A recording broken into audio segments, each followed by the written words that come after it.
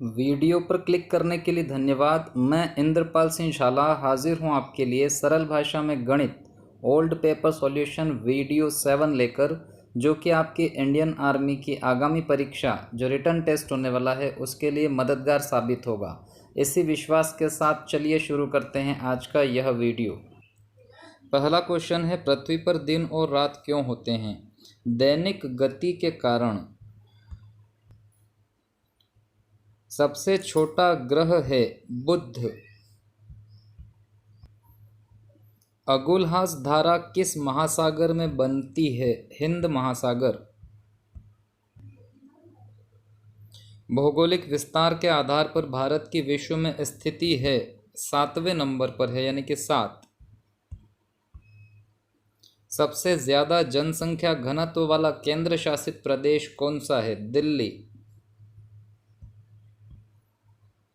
नागार्जुन बांध किस नदी पर है? कृष्णा। IMF राष्ट्रीय मुद्रा कोष का मुख्यालय कहाँ स्थित है? Washington DC। धरती के सबसे भीतर वाला भाग क्रोड किसका बना होता है? लोहा और निकल। राष्ट्रपति अपना त्यागपत्र किसे सौंपते हैं? राष्ट्रपति अपना त्यागपत्र उपराष्ट्रपति को सौंपते हैं। मूल अधिकार कहाँ से लिए गए हैं? अमेरिका। भाषाओं का उल्लेख हमारे संविधान की किस अनुसूची में किया गया है? 8वीं अनुसूची। गांधी जी द्वारा सविनय अवज्ञा आंदोलन कब शुरू किया गया? फरवरी 1930। दिल्ली की पहली महिला सुल्तान कौन थी? रजिया सुल्तान।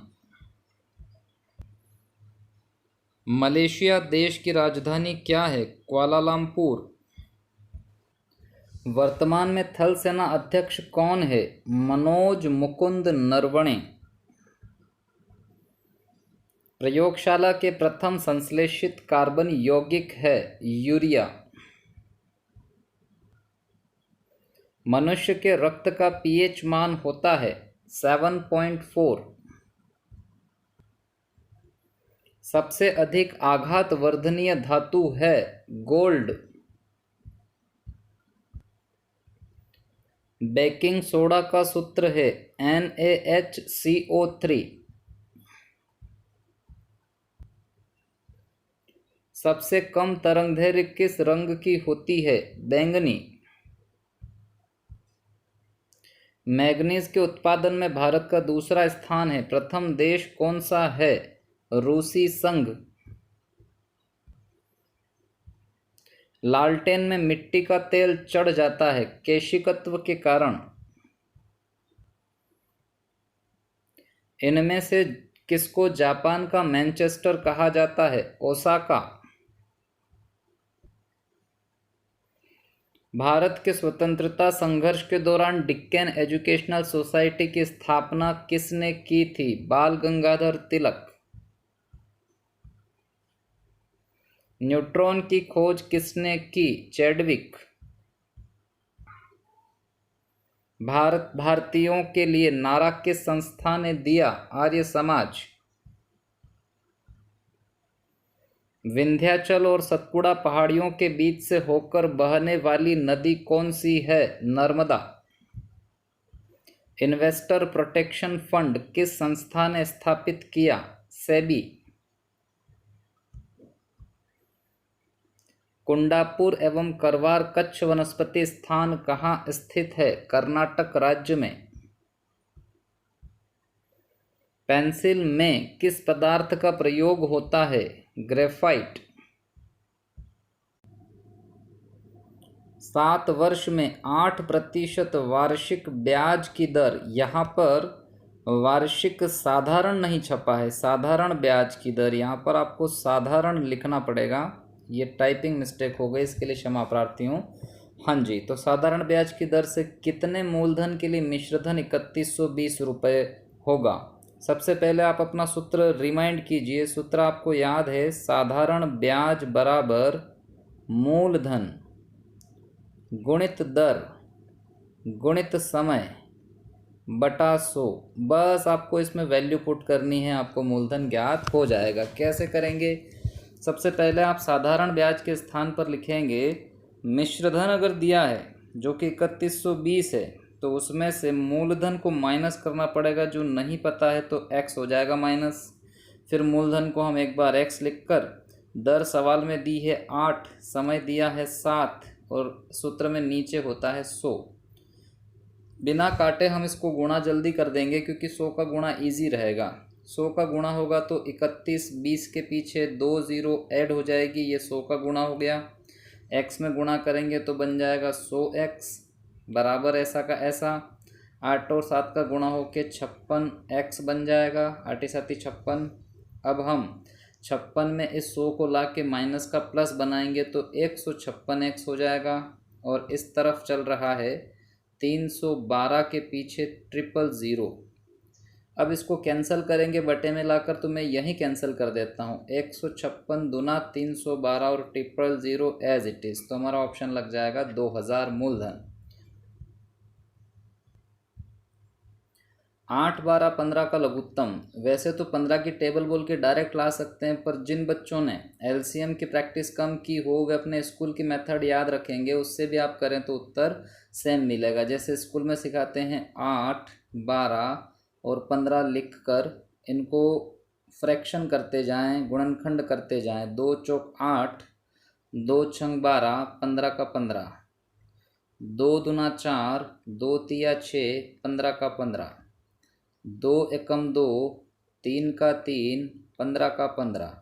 अब 2 का पहाड़ा नहीं लग सकता, 3 से हम इसको कैंसिल करेंगे तो 3 से हम 1 का 1 लिखेंगे, 3 एकम 3, तीनों पाँचों 15।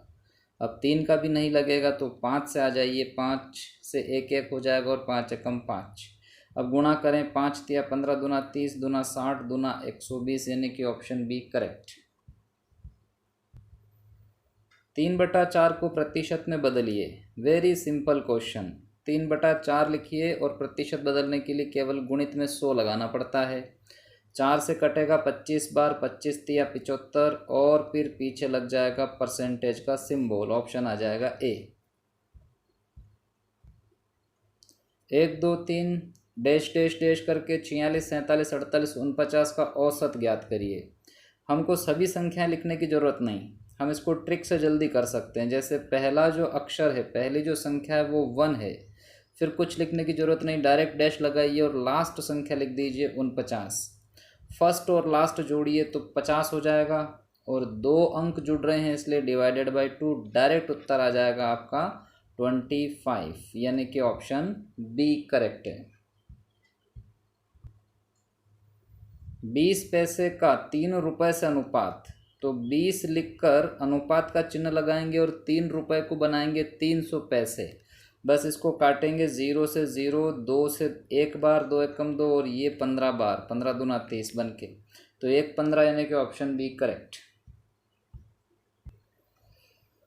किसी कुर्सी को 10% हानि पर बेचा जाता है। यदि इस कुर्सी को 840 में बेचा जाता तो इस पर 40% लाभ होता है। यहाँ से शुरू कीजिएगा सवाल के 840 में बेचा जाता यानी कि 840 विक्रय मूल्य है।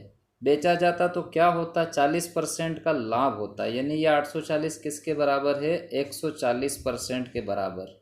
बटे में क्यों लिख रहे हैं, क्योंकि विक्रय मूल्य विभाजन करता है यानी बटा करता है, और जो चाहिए वो गुणित में जाएगा। हमको क्या चाहिए, तो कुर्सी को कितने रुपए में बेचा गया, तो ये तो ऊपर ही लिखा था कि 10% हानि पर बेचा जाता है, यानी कि हमको 10% हानि को यहाँ लिखना है। कैसे लिखेंगे, 100 से 10 घटा के 90 लिखेंगे, तो जो चाहिए वो गुणे में चला गया। बस इसको काटिए, उत्तर आ जाएगा 14 छंग 84, 6 नम 54, यानी कि उत्तर लगेगा हमारा 54 के पीछे 0 540।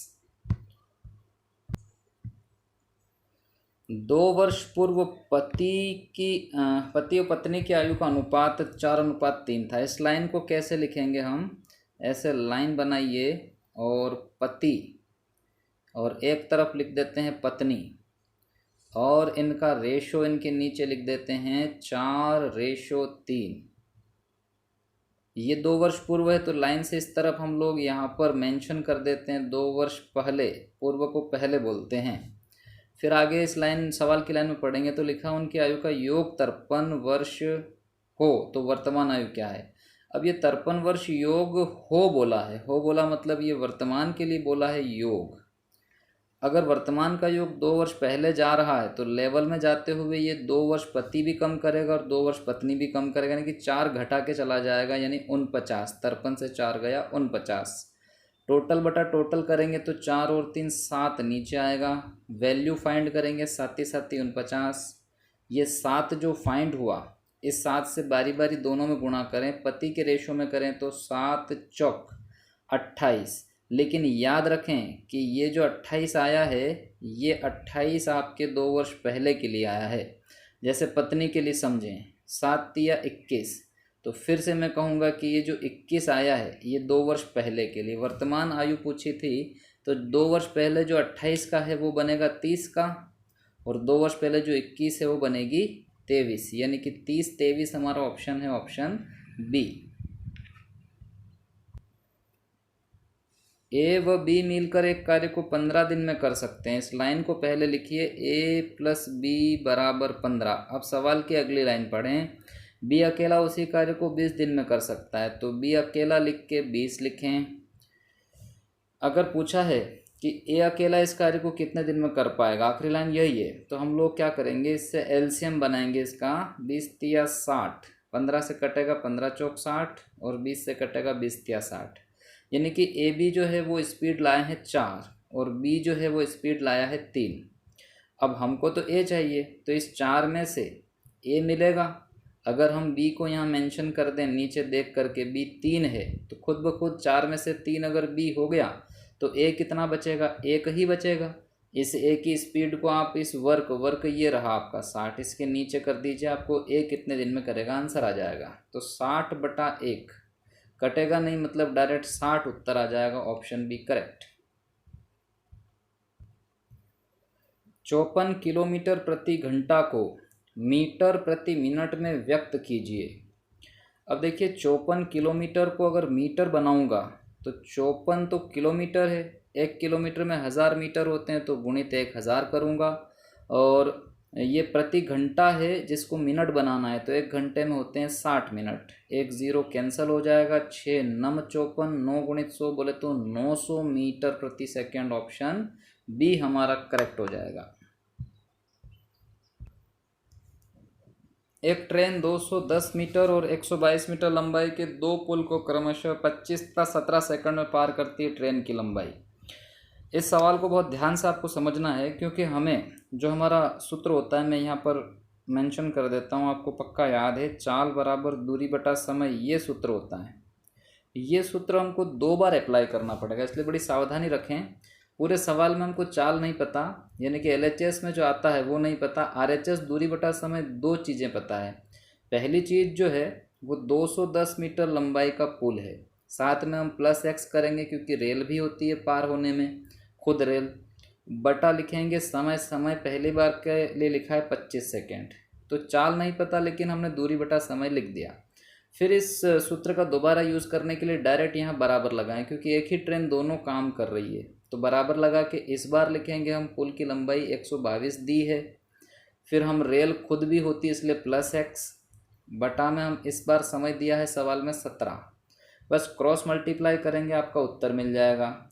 क्रॉस मल्टीप्लाई यानी तिर्यक गुणा, 17 से आप 21 में गुणा करें 0 लगा के, तो 17 एकम 17, 1 बचा, 17 दूना 34 और 1 35, ये हुआ 3570, प्लस x में गुणा करें बन गया 17x। अब बराबर था यहाँ, इसको लगा दें, फिर 25 की बारी आ गई गुणा करने की, 25 से 122 गुणा करें बनेगा 25 दूना 50, 25 दूना 50, 5 55, 25 एकम 25, 5 30, यानी कि 30 50, प्लस x में गुणा करें 25x। अब आप दिमाग लगाएं, x को एक तरफ करना है और संख्याएं एक तरफ, तो 25x की तरफ 17x ले जाएं तो बचेगा आपके पास 8x, क्योंकि माइनस हो जाएगा और घटा देंगे। इधर 35 70 से 30 50 ला के घटाएंगे तो आपके पास बचेगा 0 2 और 520 बचेगा। बस इसको 8 से काट दीजिए, x आ जाएगा, यानी कि आपको जो चाहिए वो मिल जाएगा। 8 छंग 48, 4 बचा 8 पंजो 40, 65 आया, यानी कि ऑप्शन ए करेक्ट। एक वर्ग का क्षेत्रफल 64 मीटर स्क्वायर है, उसकी भुजा, ये बहुत सरल सवाल है। वर्ग का क्षेत्रफल आपको सूत्र में याद किया हुआ है आपके द्वारा, क्षेत्रफल बराबर भुजा की घात 2। अब भुजा की घात 2, तो क्षेत्रफल के नीचे तो सवाल में दिया हुआ 64 आ जाएगा और भुजा की घात 2 एज इट इज रह जाएगा। किसी की भी घात अगर हटती है बराबर की, इधर आके बनती है रूट, तो रूट में 64 रहेगा, तो उत्तर आप डायरेक्ट लगा देंगे 8 आएगा भुजा का मान, यानी कि ऑप्शन सी। 4 अंकों की सबसे बड़ी संख्या जो एक पूर्ण घन है क्या होगी? यूं तो 4 अंकों की सबसे बड़ी संख्या होती है 9999, पर ये घन नहीं है इसलिए ये ऑप्शन नहीं लगाएंगे। फिर एक और बड़ी संख्या डी ऑप्शन पे, लेकिन ये भी घन नहीं है। हमने घन याद किए हैं जिसमें 21 का घन होता है 9261, ये बी वाला ऑप्शन करेक्ट रहेगा 9261। ये जिसको घन है वो जल्दी लगा पाएंगे, अदरवाइज थोड़े से आपको ध्यान लगाना है कि कौन सी ऐसी संख्या है जो घन है, वही आपका उत्तर होगा। तो 3 ऑप्शन तो गलत थे जो घन नहीं बन रहे थे, और बी में घन था जो कि 4 अंकों का था, और हमारा ऑप्शन लग गया। Sine square theta plus cos square theta बराबर क्वेश्चन मार्क, ये सर्वसरणी का पूछ लिए आपने, इसको अच्छे से रटा हुआ है। Sine square theta plus cos square theta बराबर 1, डायरेक्ट उत्तर।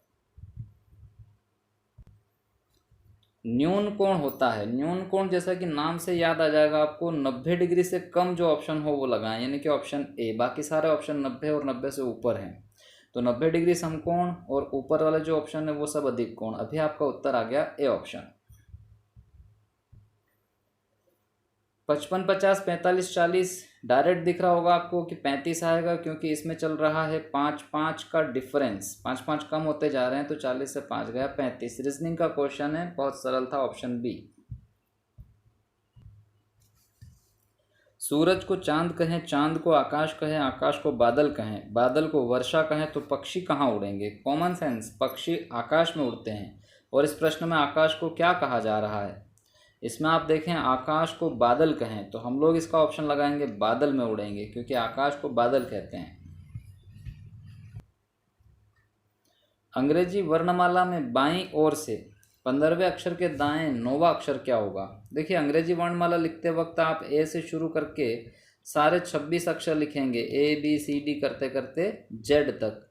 तो ये जो क्रम चल रहा है डायरेक्ट ये बोलते हैं बाएं से दाएं जा रहे हैं। तो आप यहाँ पढ़ें अंग्रेजी वर्णमाला में बाईं ओर से 15, इधर से आप गिनते हुए 15 पे डायरेक्ट आपको अक्षर याद है ओ पेंद्र, 15 नंबर का आता है ओ।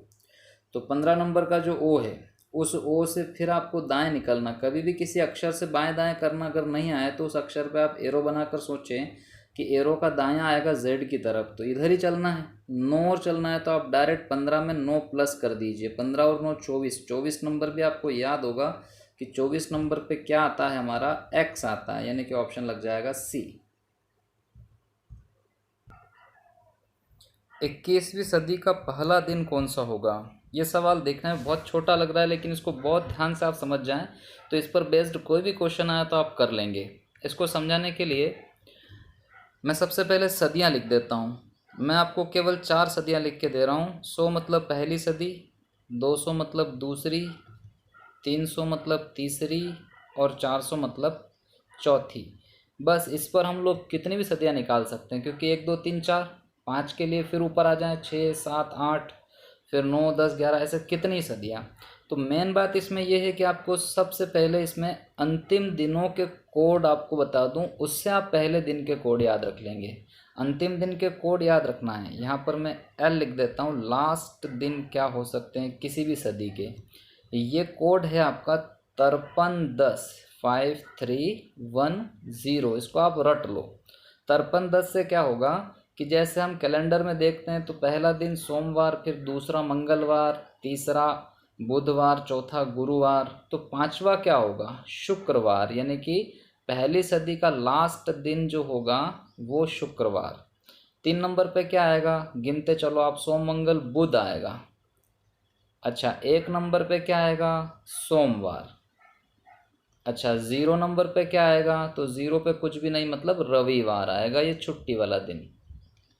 अगर ये आपने याद कर लिया लास्ट दिन, तो फर्स्ट दिन तो आप इन लास्ट से ही याद कर लेंगे बहुत अच्छे से। मैं आपको ये समझा देता हूँ। आपने अगर 5310 याद कर लिया तो पहला अक्षर छोड़ के चलना है, ये आपको विशेष तौर पर याद रखना। पहली सदी छोड़कर 5 के बाद आता है 6, 3 के बाद आता है 4, 1 के बाद आता है 2। अब जो आपने फर्स्ट छोड़ दिया था सदी, वहाँ पर क्या करना है, तो जैसे लास्ट में इसमें रविवार 0 आ रहा है, तो 0 के बाद फिर 1 आ जाएगा, यानी सोमवार। तो फर्स्ट दिन जो है वो आप पहली सदी में फर्स्ट नंबर यानी कि सोमवार, फिर 6 नंबर पे आप गिनते चले सोम मंगल बुध गुरु शुक्र शनि, यानी शनि आएगा। फिर आप देखें चौथे नंबर पे क्या आएगा, तो सोम मंगल बुध गुरु, और दूसरे नंबर पे सोम मंगल। ये सारी सदियों का गणित बता दिया आपको। आपका सवाल तो अब बहुत छोटा हो गया, क्योंकि 21वीं सदी गिनना है आपको। गिनना भी मैंने बताया, एक बार और सीखिए। आपको पहला दिन देखना, मतलब इस कोड में से आप बताएंगे ये वाले दिन कौन से रहेंगे। तो पहली सदी 1 2 3 4 5 6 7 8, फिर ऊपर जाएं 9 10 11 12, फिर ऊपर जाएं 13 14 15 16, फिर 17 18 19 20, फिर 21। 21 मतलब ऊपर ही आ रहा, ऊपर पहला दिन आएगा सोमवार, यानी आपके ऑप्शन में आपको लगाना है ऑप्शन बी। ऐसे किसी भी सदी का पहला दिन पूछे तो भी आप उत्तर ले आएंगे, आखिरी दिन पूछे तो भी। आप चाहें तो इसको स्क्रीनशॉट ले लें या अपनी कॉपी में नोट कर लें और बहुत अच्छे से इसको रट्टा मार लीजिएगा, आपका कभी भी ये सवाल गलत नहीं होगा।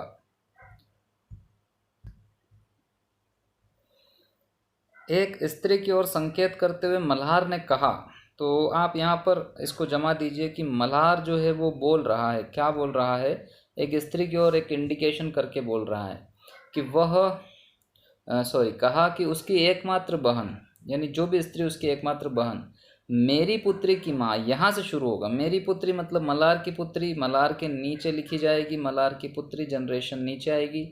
मेरी पुत्री की माँ, तो इसकी पुत्री की माँ कहाँ रहेगी, तो पुत्री की मम्मी जस्ट ऊपर की जनरेशन, यानी कि मल्हार के बराबर में रहेगी उसकी पुत्री की माँ। आप ये भी बोल सकते हैं कि मल्हार की बीवी। बिल्कुल, यहाँ तक तो सही है।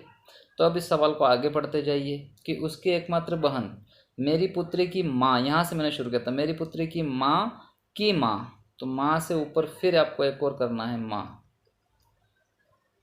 है। तो ये कौन है, अब मैं शुरू से इसको जोड़ रहा हूँ कि एक स्त्री को और संकेत करते हुए मल्हार ने कहा था कि उसकी एकमात्र बहन, स्त्री की जो एकमात्र बहन वो ये माँ है। स्त्री की एकमात्र बहन, यहाँ स्त्री लिख दीजिए, एक ही लेवल में रहेगी, बहनें हैं ये दोनों आपस में, बहनें। तो उस स्त्री की बहन मेरी पुत्री की माँ है। अब पूछा है कि मल्हार से स्त्री का संबंध, तो मल्हार से आवाज़ जाएगी, स्त्री के लिए आवाज़ क्या बनेगी जाकर, तो मल्हार कहेगा कि मेरी बीवी की माँ, तो ये तो मल्हार की सास हो गई, लेकिन हमको आवाज़ यहाँ लगानी है, तो सास की बहन को मौसी सास बोलते हैं। ऑप्शन में केवल मौसी छपा है, फिर भी हम लगा देंगे ऑप्शन सी, जो कि बहुत नज़दीक चल रहा है, इसलिए हमारा ऑप्शन आ गया सी, मौसी। स्वेटर वस्त्र रामायण क्वेश्चन मार्क, बहुत सरल है। स्वेटर जो है एक वस्त्र है आपका, तो रामायण आपके लिए क्या है, आपके लिए एक पुस्तक है। इस प्रकार ऑप्शन बी करेक्ट। ये थे 50 प्रश्न जो आपकी आने वाली परीक्षा में ज़रूर आपको मदद करेंगे। आगामी परीक्षा के लिए आप सभी को ऑल द बेस्ट, मुस्कुराते रहें। अगली वीडियो में फिर मुलाकात होगी। यह वीडियो देखने के लिए आप सभी का धन्यवाद।